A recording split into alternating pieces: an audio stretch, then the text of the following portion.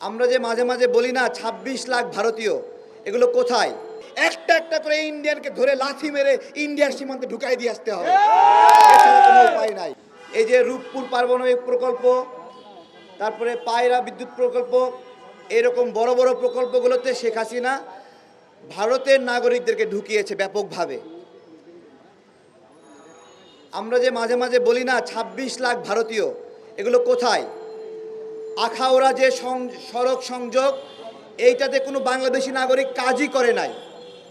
সমস্ত কর্মী নিয়ে আসা হয়েছে ভারত থেকে, এবং শেখ হাসিনা যেদিন পালায় যায়, এই সকল ভারতীয়রা কি যেন অজানা কারণে এরাও পালায় যায়। আমার প্রশ্ন হলো, শেখ হাসিনা যেদিন পালায় গেল, সেদিন ভারতীয় কর্মী এবং ভারতীয় শ্রমিকরা কেন পালায় গেল? সম্পর্কটা কি?